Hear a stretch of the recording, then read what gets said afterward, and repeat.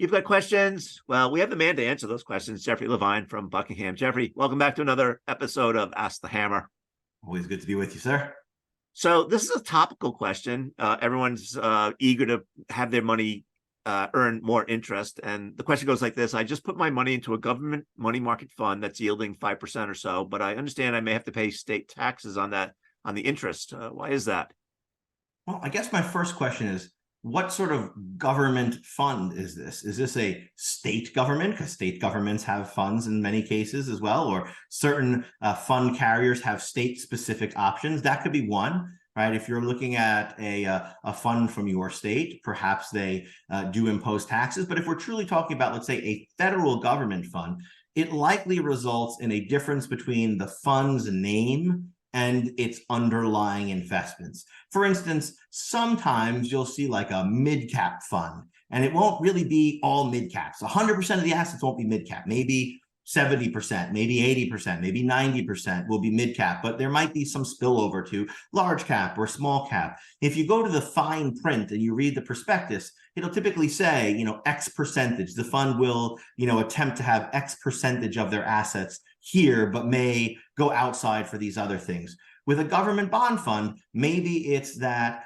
90%, let's say, of the investments that are underlying it are federal, or some sort of federal debt, like treasury bills, treasury bonds, etc. But perhaps there is some other debt on there that doesn't quite fall into that category, and that's why you end up having to pay state income taxes on it. Because if it's truly federal debt, again, like a T-bill or a treasury bond, that would generally be excluded from state income tax purposes.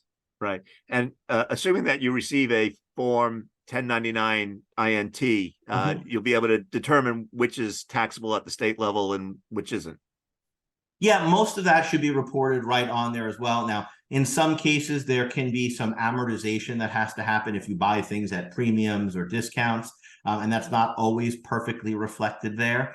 It'd be nice if it was, but some taxpayers may have to do a little bit of their own homework there if they buy bonds at a premium or a discount. But when we're talking about bond funds in particular like this, you don't necessarily have that sort of same issue where you're amortizing to maturity. It's actually one of the relative downsides to owning a fund versus owning an individual piece of debt is that with an individual piece of debt, you do have a maturity date, so you know when you're going to get the principal back. With a bond fund, you don't have that same level of here's the maturity date. That being said, federal debt, pretty well reliable. You're not likely to see large fluctuations in price as you are with other types of fixed income, like we have seen over the past few years when fixed income has taken an absolute beating.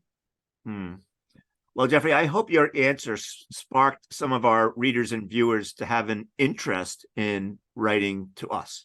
Well, Bob, I can't top that one. So let's just get right into it. If you've got a question and you want Bob and I to answer it, give us a shout. Email us at askthehammer@buckinghamgroup.com. Again, that's askthehammer@buckinghamgroup.com. And Bob and I look forward to seeing your questions in our inbox real soon.